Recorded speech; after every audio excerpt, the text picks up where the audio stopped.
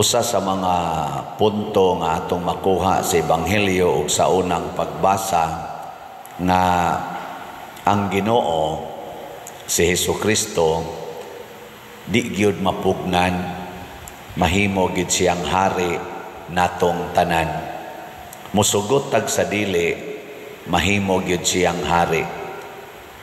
Daygon gyud siya sa mga anghel ug sa tanang katawhan. Bisan pag moingon tang di ko mudawat niya nga hari, mahimo gyud siyang hari, way makapugong. Sige, lingiyay mong tupad. Hing namudawat ka nga harian ka ni Kristo. Nguban, wa mulingi. Kana silang wa mulingi, hiyawa ang naghari ana nila. Nga din laganahan nga mohari si Kristo kay panalitan, nanglitan lang ha, inighari ni Kristo ang una gid niyang buhaton, iyatang pangitaan og bunga or ganansya. Ang tanan nga gihatag sa Ginoo nato nga maayo, pangayuan niya ganansya. Pananglitan, kanang imong talent, imong kwarta, ang imong authority, pangayuan ka og bunga. Sige, laing lingi sa imong tupad na nibunga na ng imong naong, na nibunga. Kana bang imong naong nibunga na bana kay hinatag mo na sa Ginoo nga atong naong. Basig nagtuo ka nga kanang imong naong imo na. Hinatag na sa Ginoo ug daghan kaayong mga naong karon nga dili mabungahon gani nakapalagot. Unsa may timailhan nga ni bunga ang mga maayong butang nga naa nato nga hinatag sa Ginoo. Daghan ang magdaig sa Ginoo tungod nato. Kana bang makadaig sila sa Ginoo matud pa diri sa atong tubag sa Salmo? Mao man kuno ni ang sigihan og litok dito sa langit sa mga anghel og sa mga santos. Unsa toy atong tubag sa Salmo? Santos, santos, santos nga Ginoo, Dios nga gamhanan. Kana bang daghan ang magsigig ingon, dalaygon ang Ginoo, gamhanan gyud siya. Ngano man tungod anang imong naong. Nakita nako ang gahom sa Ginoo kay naay nindot sa imong naong. Ana ba? Nya kanus-a man na mahimo nga ang Ginoo daygon tungod sa atong naong. Kanus-a man kun ang atong naong Diosnon dili yawanon. Gi ikatulong lingi sa imong tupad. Ing natan-aw nimo sa akong naong yawanon o Diosnon. Ing nakano? Kana bang inig kakita bas tao na to ba? Makaana di siya, ay, praise the Lord. Parehagod ni Mother Teresa sa una, Mother Teresa ba, o Calcutta, karon Santa Teresa o Calcutta na. Gitawag to siya the living saint. Kanisan si San Vicente Ferrer, gitawag sa nig the living saint. John Paul II, na karon Saint John Paul II, gitawag sa to siya the living saint.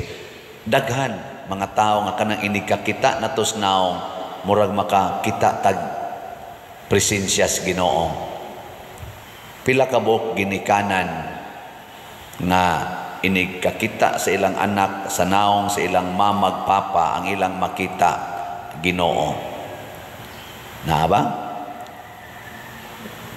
Unsay ilhanan nga ang tao inikakita nato nakakita Ginoo?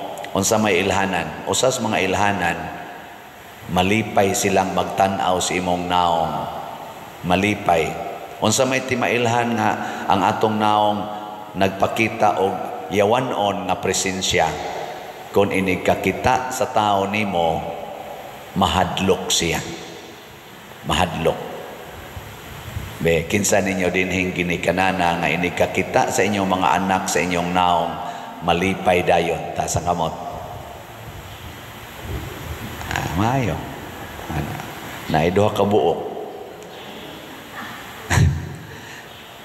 Niyaman sa mga maestra din kinsa mga maestrahan nga sa inyong pagtudlo ang inyong estudyante malipay gyud kun moksod na mo sa classroom taas ang kamot.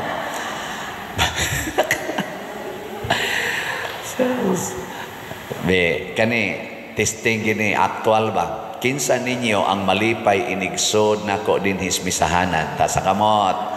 Ay mga ulo. Mga oto-oto. Ay Lara. Kinsa ninyo malipay inigingon ako pamalit mog slat no taas nga kaya nato nawa na ni isa sus mga yawanon kay ta mao na siya ti mailhan kana bang ipaambit gikan sa kana naong ra na akong gisgutan ha kanus aman ang atong naong mahimong Diosnon kun ang atong naong gamito nato sa pagpakita o pasaylo sa mga sad-an sa pagpakita sa atong naong ug pagdawat sa mga sinalikway kana ba ang imong naong moingon niya maging sino ka man mamahalin kita kana bang ang taong sad-an moingon ra gyud ka bisag buhaton panimo ang tanan sala sa kalibutan makapasaylo ra gyud ko nimo it cannot change my love for you. Sus, ini kakitaan ng tawhanan nimo makaimong ginasiya. Sus, mura jud kog maibtag tunok.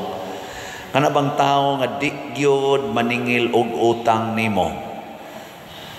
Magsige hinuog dugang og hatag bisan pagkapila na kanisaad nga wa nimo tumana mohatag lang yapon igkakita nimo anang tawhana labi na gyud wa kay kwarta anang adlaw igkakita nimo mura jud ka gikunsaran og Espiritu Santo mudagan dayon ka paduol niya kay mangayo na sa kagkwarta niya mamakak na sad ka mosaad na sad ka mamakak na sad ka pero tagaan lang gyapon ka bisag nakasabot na siya nga porti gid nimo kabakakon tagaan lang gyapon ka lipay kay kaana di ba pero kanang tao nga magsigig sulti nimo nga ikang buang nga kabakakon kang dako hay man tong imong gisaad hay man tong imong gisaad igkakita nimo layo pa na yawa gyud imong makit-an musimang ug kaglakaw musimang kay mura kag kulbaan ikakita nimo bisag sige pa nagsimba dinhi bisan pag magbasa-basa pa na dire no basta ini kakita no nasang yawa gasulob og patay ikakita nimo babdi ko musimba kay na ang yawa nagliktor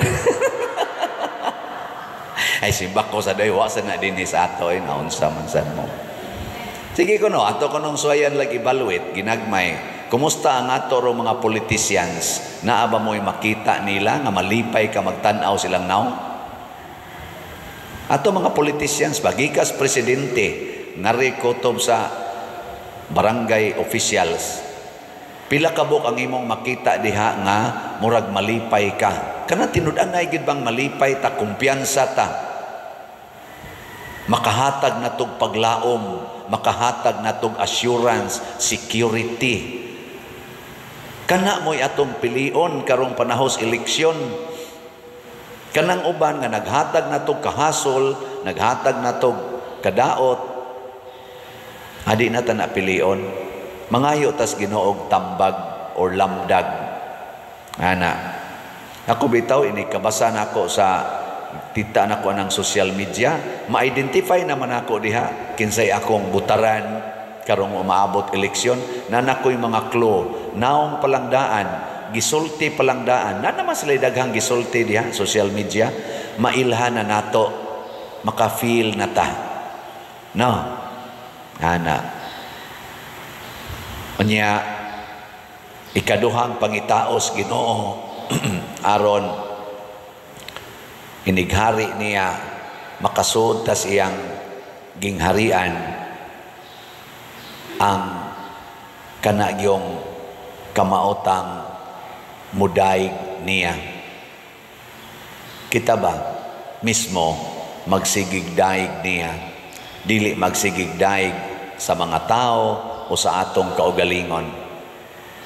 Gilingi imong tupad, yung nakapila ka mudaig sa Ginoo kada adlaw. Kapila? Oh, ambot lang.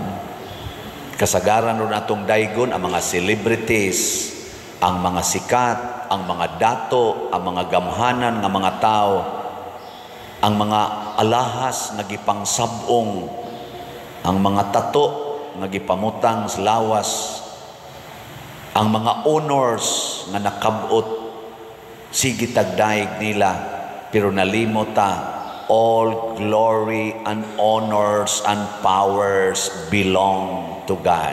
Nalimot kita na, kasagaran nato. Kanusa naman sa ta makahinumdom? Kana na sang mga out ng atong paglaom, ma-stage 4 cancer na, ma-paralyzed na, ma-kidney failure na, anha na sa tamang Ginoo, ikaw ra gyud, Ginoo, ikaw ra gyud. Hapit na noon ka itunod siyuta o napakamayong Ginoo, ikaw ra gyud. Ayaw huwata, kana yung the moment of your glorious life, dayga ang Ginoo, ayaw pangangkon, ayaw yung pangangkon nga imo na. Muna iyampo nato kaming mga pari, mga obispo, kardinal, hangtod Santo Papa, dili unta mi mangangkon aning mga honors nga among nadawat. Yes, honorable magyud mi kaming mga pari. Bisag magsugod patag dikon, kanang dikon mao man ay unang ordination. Bisan gani seminarista, kanang inigsod sa seminaryo sa usa ka lalaki, bisag ang naong ana pupariha raning akong naong, musikat ginas mga chicks. Ana mo adto kag parokya, lupig ng uban ka nang dili seminarista niya, seminarista ni. Oy, adto ginamingon ning mga youth, Brad, kuyog ta Brad, kuyog ta Brad. Asa na mo hagad adto mga sakristan? Puro mo simple sa day hagdon sa nila panagsa. Pero lupig gina sila kung makahibaw kang seminarista na. Nya ka na magkuyog na sad, ordinaryo, mga politician pananglitan. Nya ang kuyog pare, asos ang ma-center of attention, pare gina. Bisan pag unsa na ka-ordinaryog naong ng pariya, uy, si Father, ay, Father, ngari, ana din na. Di ba? Sama na musulti ang mga ordinaryong tao, nga ngari, Father. Di, oy, itupad gid na, kung kinsay pinakataas og posisyon, itupad gid ng pare, honorable gid ng pare. Samot na yung obispo, bisan ganig monsignor lang ang ranggo, dili gyud obispo, si monsignor, ay mons, ana magina, di ba? Monster, di na monsignor, ari ana ba? Dadon gina, sikat gina, nya usahay malimot mi ana, malimot mi nga dili di ay kami maoy gi-honor tungod kay kami seminarista, tungod kay kami pari, obispo, kardinal o Santo Papa, nga ang gi-honor di ay mao ang Ginoo nga naa namo, nga mipatak sa among naong. Maorasad na ang ato mga barangay konsihal ngadtos presidente, tawgo nato silang honorable. Hinumdumi ninyo mga politicians, dili kamoy gi-honor kung dili ang gahom nga gihatag ninyo sa mga tao pinaagi sa eleksyon.